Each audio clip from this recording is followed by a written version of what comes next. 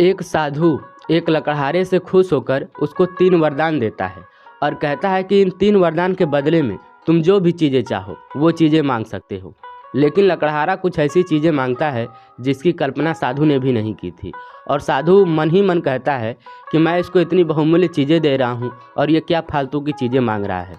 आखिरकार क्या मांगा था लकड़हारे ने, आइए आपको एक कहानी के माध्यम से मैं बताता हूँ। नमस्कार दोस्तों, मेरा नाम मनोज और आप देख रहे हैं आपका मनोज। अच्छी और बेहतरीन वीडियो देखिए, हर रोज़ देखते रहिए आपका मनोज। तो चलिए दोस्तों, वीडियो को हम स्टार्ट करते हैं।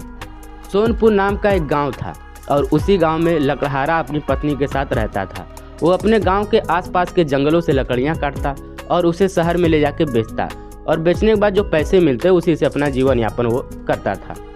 कुछ दिन बीतने के बाद उसके गांव के आसपास के जंगलों में लकड़ियां मिलनी बंद हो जाती है।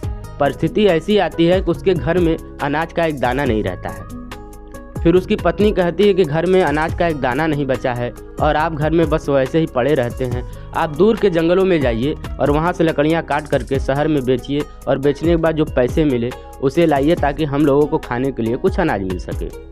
इस पर लकड़हारा कहता है कि तुम्हें शायद पता नहीं है, जो दूर का जंगल है वहाँ पे राक्षस रहता है। लोग बताते हैं कि जो भी व्यक्ति वहाँ पे जाता है राक्षस उन्हें छोड़ता नहीं है। उसकी पत्नी कहती है कि ये बात बस गांव वालों ने एक अफवाह के रूप में फैलाया है।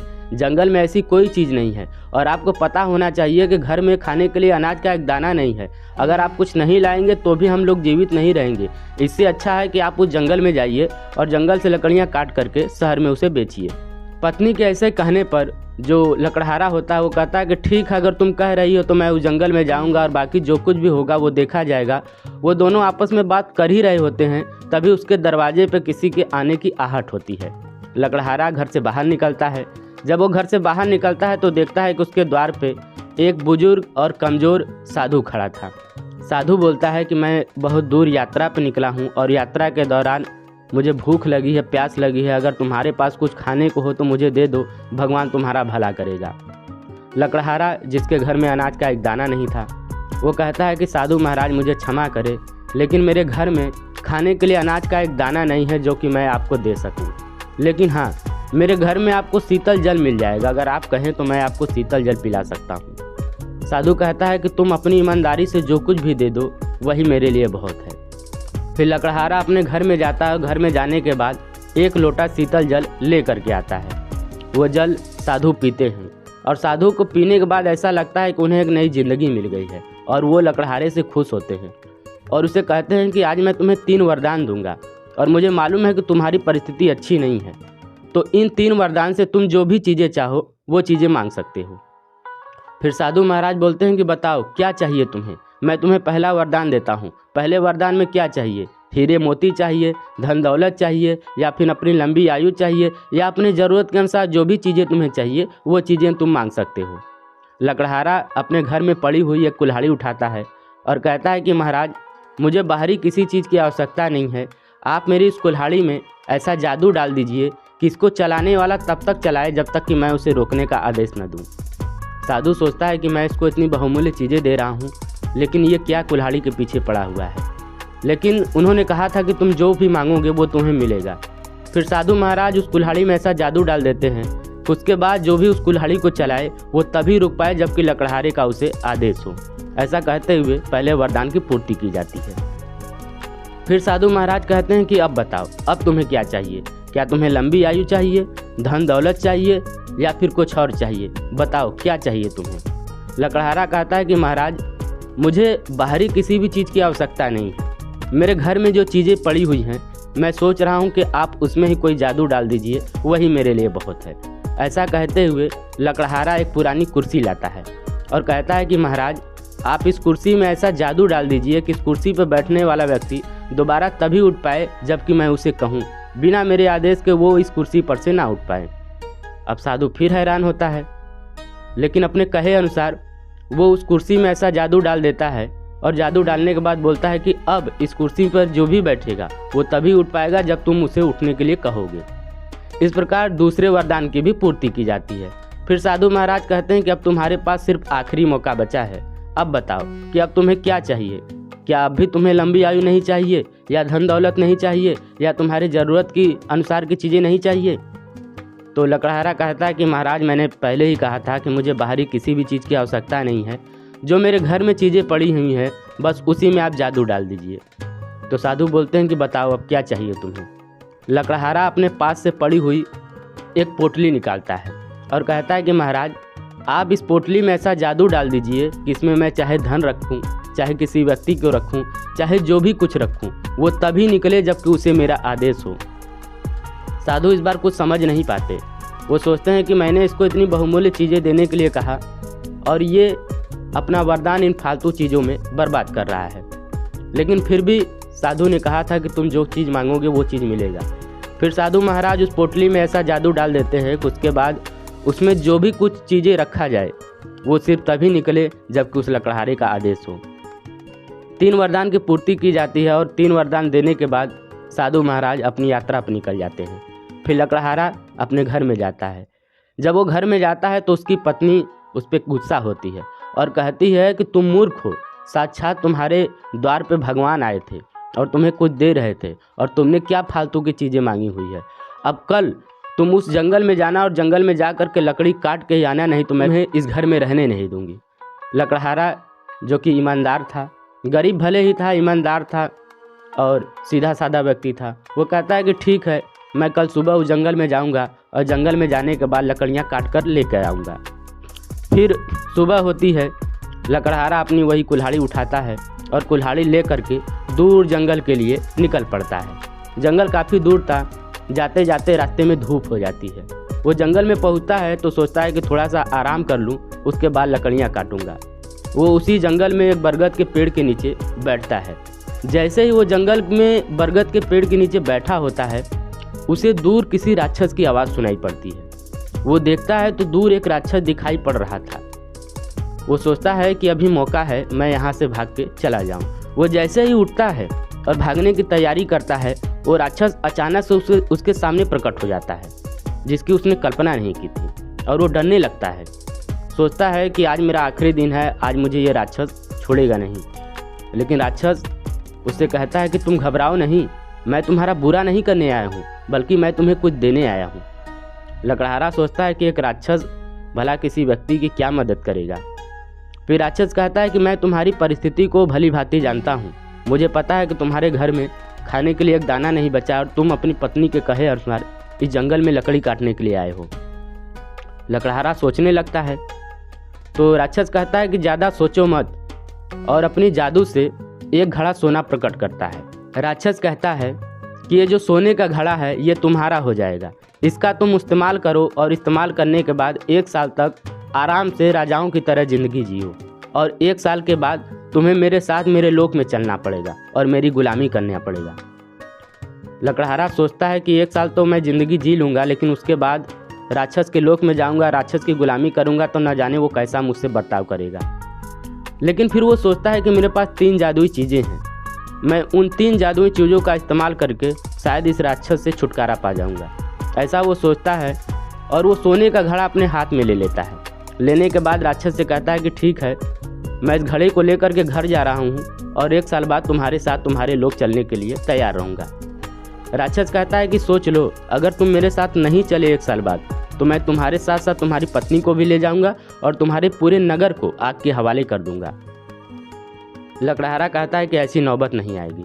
ऐसा कहते हुए वो घड़ा लेता है और घड़ा ले करके अपने घर चला जाता है। जब घर पे वो जाता है तो उसकी पत्नी सोने से भरा हुआ घड़ा देखती है। वो खुश होती है लेकिन आश्चर्यचकित भी रहती है। वो अपने पति से पूछती है कि इतना सोने का घड़ा आपको कहाँ मिल गया?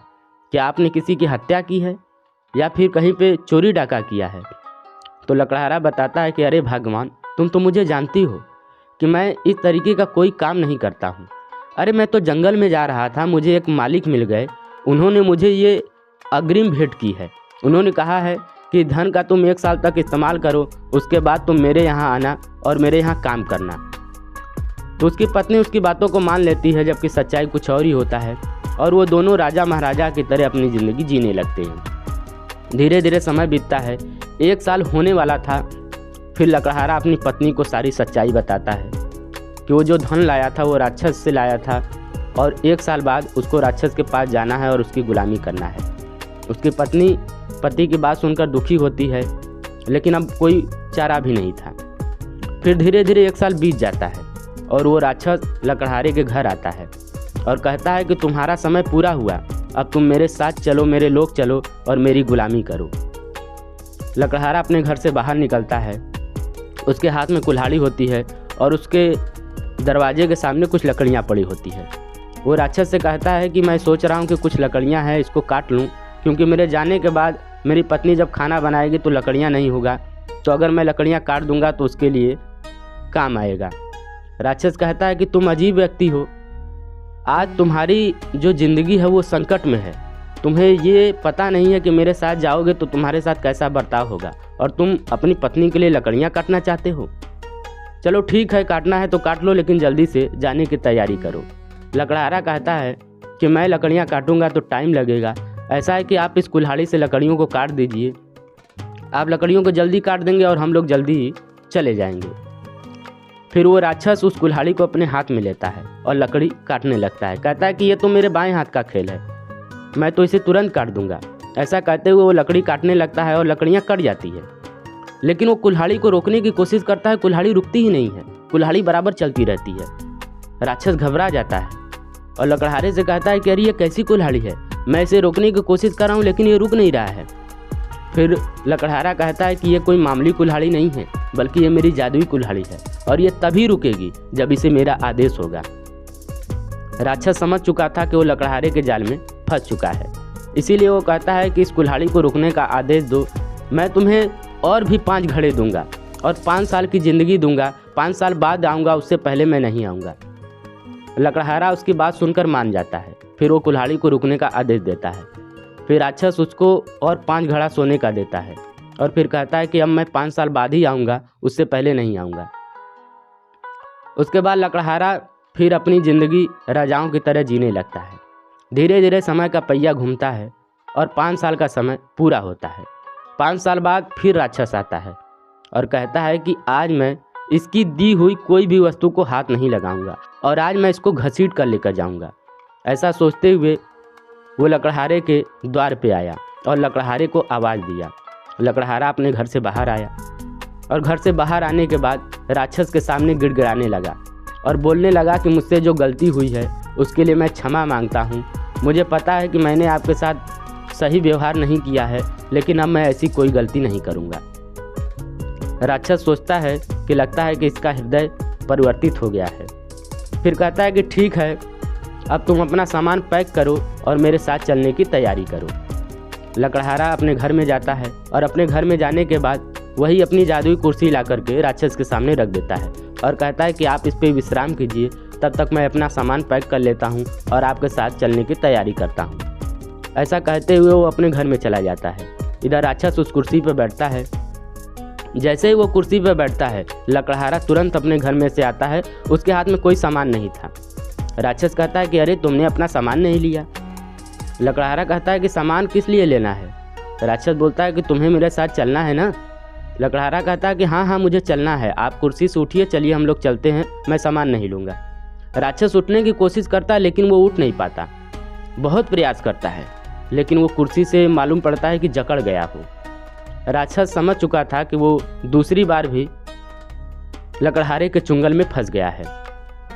वो कहता है कि अरे ये कैसी कुर्सी है, मैं इस पे से उठने की कोशिश कर रहा हूँ लेकिन उठ नहीं पा रहा हूँ, आखिरकार क्या माजरा है।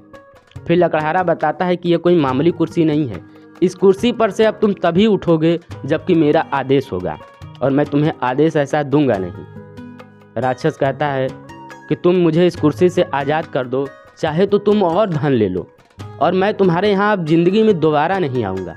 ऐसा कहते हुए राक्षस कहता है कि मैं तुम्हें और 20 घड़े सोने का दे रहा हूँ और मैं तुम्हारे दरवाजे पर दोबारा कभी नहीं आऊँगा, मैंने तुम्हें आज़ाद किया।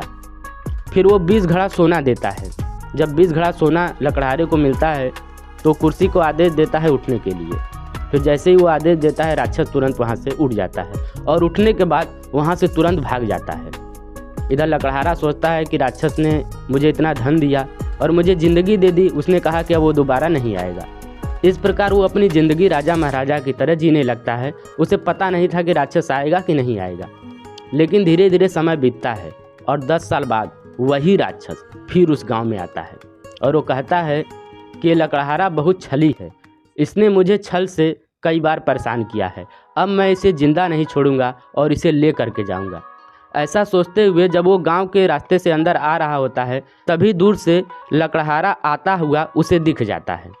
फिर वो एक योजना बनाता है और उसी रास्ते में खड़ा होकर खुद को एक हीरे के रूप में परिवर्तित कर लेता है और कहता है कि लकड़हारा जब आएगा तो इस हीरे को उठा के अपने घर ले जाएगा, फिर मैं अपने असली रूप में आऊँगा और इसे पकड़ करके अपने साथ ले जाऊँगा। ऐसा कहते हुए वो हीरा बन जाता है और उसी रास्ते में गिर पड़ता है।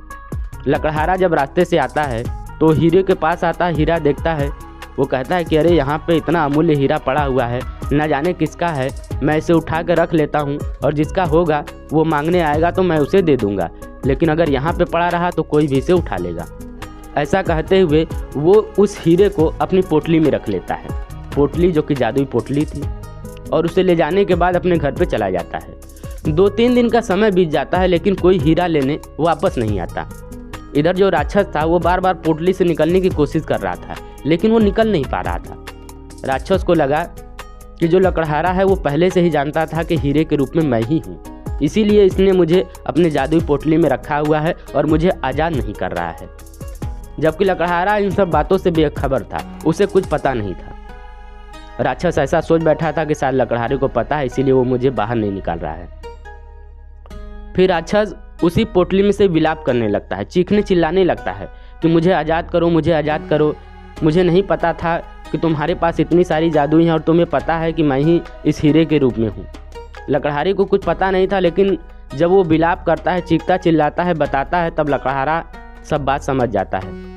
लकड़हारे ने कभी सोचा नहीं था कि राक्षस दोबारा आएगा, लेकिन उसे पता हो गया था कि राक्षस दोबारा आ गया है और वो मुझे ले जाने के लिए आया था।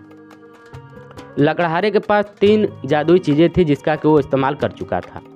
अब राक्षस को अगर वो छोड़ता तो फिर राक्षस न जाने कौन सा रूप बना के आता, लकड़हारे को खुद ही नहीं पता था। तो लकड़हारा निर्णय लेता है कि अब वो उस पोटली को कभी ज़िंदगी में नहीं खोलेगा। फिर वो उसे कभी नहीं खोलता और अपनी ज़िंदगी को शान से जीने लगता है। फिर उसे डर भी नहीं रहता कि राक्षस कभी आएगा, क्योंकि राक्षस उसकी पोटली में हमेशा के लिए कैद हो चुका था।